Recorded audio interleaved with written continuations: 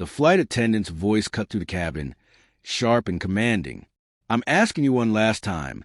Move to the back of the plane or I'll call security." Her tone dripped with condescension. Her words laced with an edge that silenced the murmurs of passengers.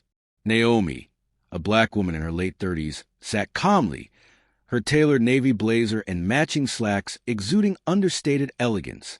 She looked up, her gaze steady. "I've already told you I'm not moving," she said, her voice even, almost soothing, yet carrying undeniable strength. Humiliated in front of everyone, Naomi remained composed, but no one anticipated what would happen next when she revealed her true identity. The private jet gleamed under the afternoon sun, its sleek design promising luxury. Inside, plush leather seats and gold accents created an air of exclusivity. Passengers moved with ease, their expensive luggage rolling behind them as they settled in. Some scrolling devices, others sipping champagne from the attentive crew. Soft ambient music played in the background. Naomi Williams stepped into the cabin, her calm presence drawing subtle glances. Her steps were measured, her gaze briefly sweeping the space before she took her seat.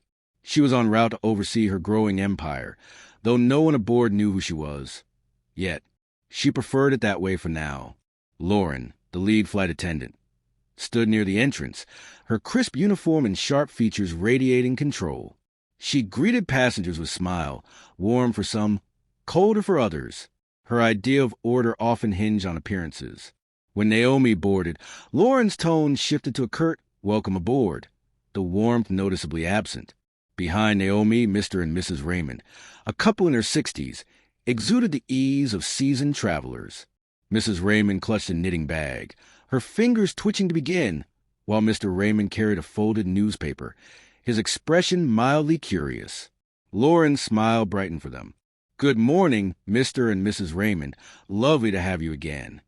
Naomi glanced over her shoulder, noting the stark contrast in Lauren's demeanor, but her expression remained calm, her eyes reflecting an awareness of the unspoken dynamics. As passengers settled, Lauren moved through the cabin, checking on the Raymonds with a bright smile. "Anything I can get you before takeoff?" Mrs. Raymond shook her head, absorbed in her knitting, while Mr. Raymond nodded at his coffee, satisfied.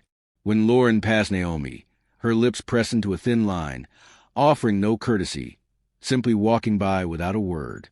Lauren Reed, in her early 40s, thrived on control. Her pristine uniform and perfectly coiffed hair matched her sharp demeanor. To her, appearances were everything, and her judgments were swift. Something about Naomi, her calm self-assurance, her quiet confidence, unsettled Lauren. In her mind, Naomi didn't belong. With quick strides, Lauren approached her, lips curling into a tight smile. "Excuse me, ma'am," she said, her tone polite but dripping with condescension. "I think you're in the wrong section." Naomi glanced up, her expression unruffled. "I believe this is my seat," she replied, her voice steady. Lauren's smile didn't waver, but her tone sharpened. "I don't think so. This section is for our elite passengers." Nearby, passengers noticed the exchange. A nosy socialite leaned forward, curiosity piqued, while a friendly businessman across the aisle frowned at Lauren's tone. Naomi remained composed. "You might want to double-check your passenger list before making assumptions," she said calmly. Lauren's eyebrows arched, irritation flashing. "I don't need to check anything," she snapped. "I know who belongs here and who doesn't." The cabin's tension thickened. Passengers exchanged glances, some whispering, others pretending not to notice. One muttered, "Why doesn't she just move if she's in the wrong seat?" Another shrugged, "She's probably trying to sneak a free upgrade." Lauren crossed her arms.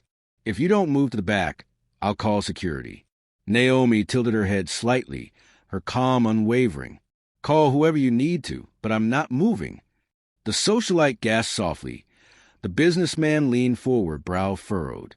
Lauren, visibly frustrated, turned to Grace, a junior flight attendant watching nervously. "Grace, escort her to the back now," Lauren snapped. Grace hesitated, glancing between Naomi and Lauren, wanting to check the passenger list, but frozen by Lauren's glare. Reluctantly, she nodded and stepped forward. Naomi shifted slightly in her seat, her demeanor still intact. "You might want to think carefully about what you're doing," she said softly, her words carrying weight. Lauren scoffed. "I know exactly what I'm doing. Get up." Her tone grew sharper, gesturing toward the back. "You're not supposed to be here." The passengers watched in stunned silence, the tension crackling. Naomi leaned back, her gaze steady. "You shouldn't make assumptions about people," she said quietly. Lauren's smirk widened. "And you shouldn't be in seats you didn't pay for." Naomi picked up her phone, her expression unchanging, typed quickly, and set it down. "You're making a mistake," she said simply, her words hanging in the air. Lauren muttered, "We'll see about that," gesturing for Grace to act. The junior attendant stepped closer, her hesitation palpable. Lauren's voice rose again, loud enough for all to hear. "I'm asking you one last time, move or I'll call security." Naomi looked up, calm as ever. "I've already told you I'm not moving." Lauren, visibly frustrated, turned to Grace, a junior flight attendant watching nervously. "Grace, escort her to the back now," Lauren snapped. Grace hesitated, glancing between Naomi and Lauren, wanted to check the passenger list but frozen by Lauren's glare. Reluctantly, she nodded and stepped forward. Naomi shifted slightly in her seat, her demeanor still intact. "You might want to think carefully about what you're doing," she said softly, her words carrying weight. Lauren scoffed. "I know exactly what I'm doing. Get up." Her tone grew sharper, gesturing toward the back. "You're not supposed to be here." The passengers watched in stunned silence, the tension crackling. Naomi leaned back, her gaze steady. "You shouldn't make assumptions about people," she said quietly. Lauren's smirk widened. "And you shouldn't be in seats you didn't pay for." Naomi picked up her phone, her expression unchanging, typed quickly, and set it down. "You're making a mistake," she said simply, her words hanging in the air. Lauren muttered, "We'll see about that," gesturing for Grace to act.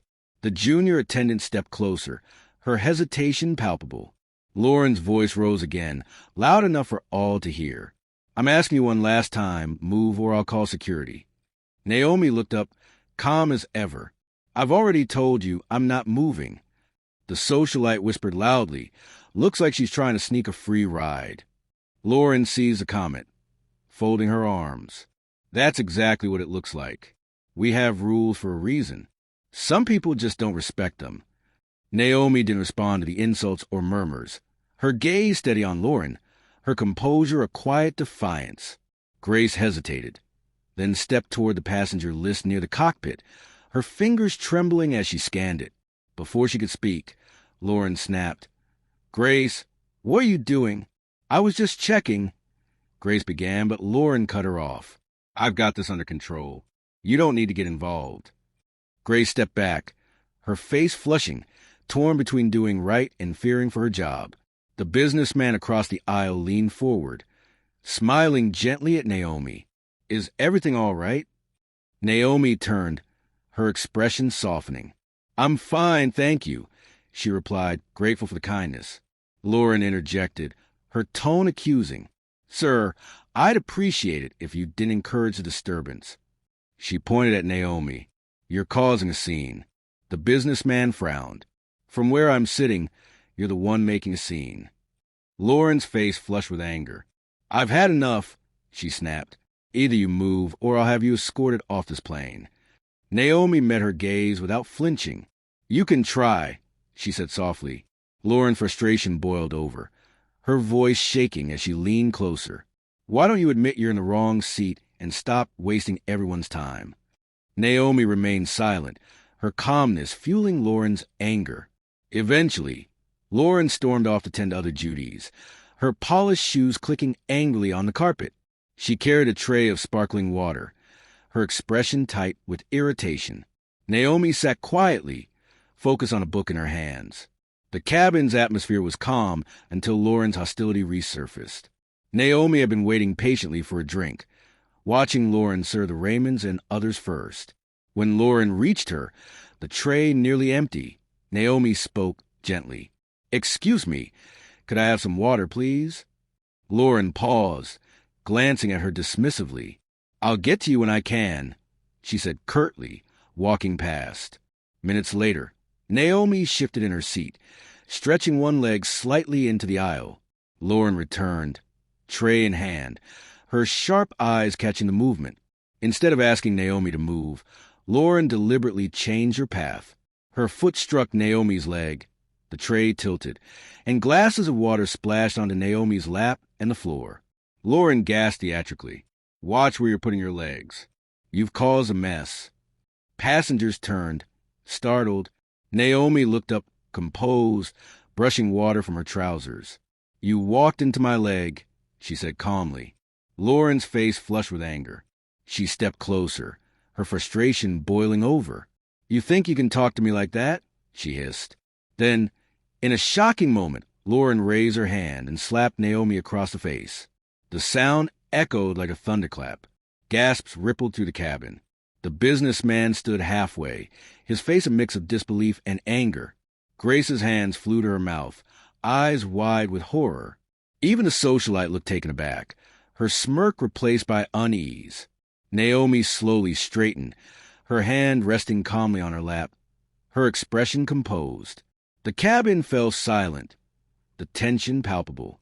"You just made the worst mistake of your life," Naomi said quietly, her voice cutting through the air like a knife.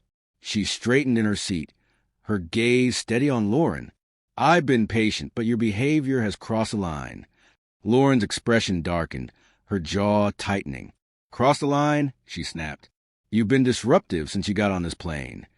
Naomi didn't flinch, her posture firm. "You'll regret that," she said softly, her voice carrying quiet authority. Lauren faltered for a moment, shaken by Naomi's composure, but scoffed. "Regret it? What are you going to do? Call the police?" Naomi didn't answer, her silence speaking volumes. The passengers felt the shift in power. Grace, watching from the corner, had seen enough. Discreetly, she stepped away and dialed a number, her voice hushed but firm. "It's Grace. We have a situation on the plane."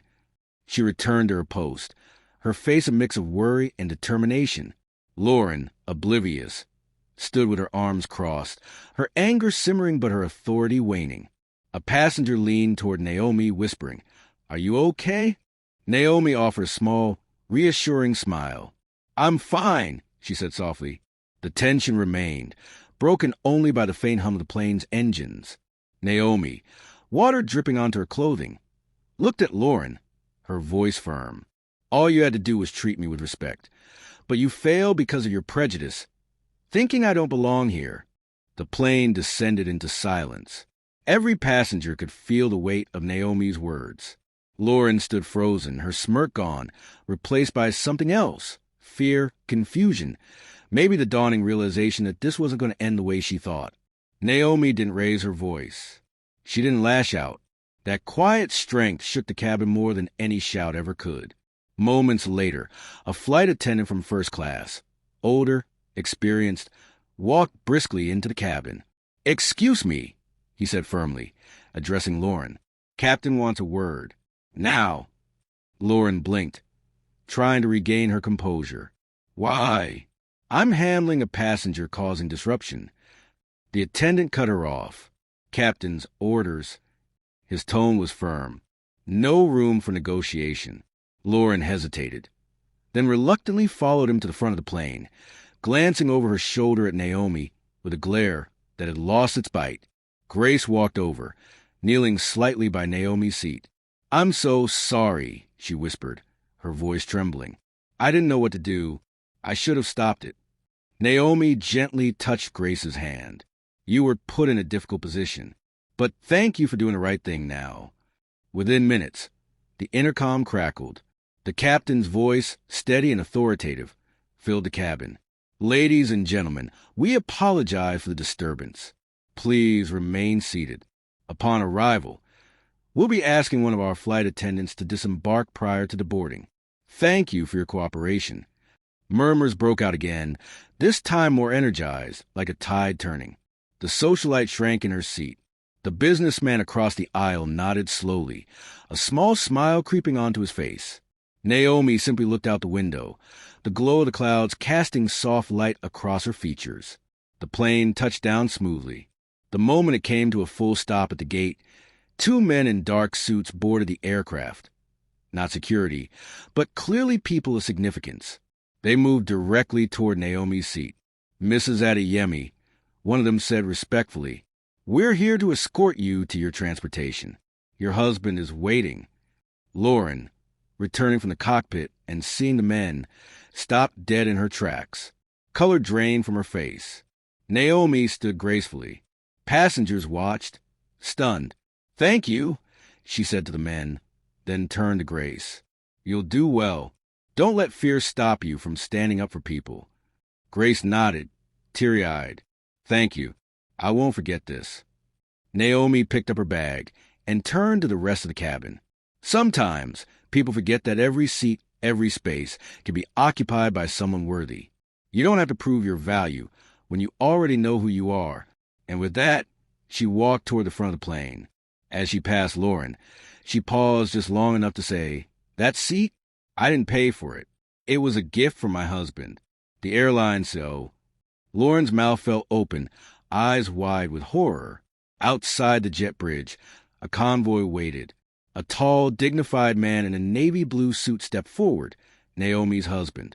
He opened his arms as she approached, embracing her with warmth and relief. "I'm sorry you had to endure that," he whispered. Naomi smiled gently. Some lessons are worth enduring for the sake of change. Behind her, the passengers slowly filed out. Several of them looked at Lauren with quiet disdain. The businessman gave Naomi a respectful nod as he passed. Grace lingered for a second before stepping off, her posture stronger than it had been when she boarded. And Lauren? She stood alone in the aisle, still holding the tray of now empty glasses, the echo of Naomi's final words ringing in her ears. That day, many people on that flight learned something they wouldn't forget about grace, dignity, and the strength of someone who knows their worth. Naomi hadn't needed to prove herself. She had just needed to remind the world not to judge by what they see, but by who someone is. And in doing so, she didn't just reclaim her seat. She redefined the entire flight.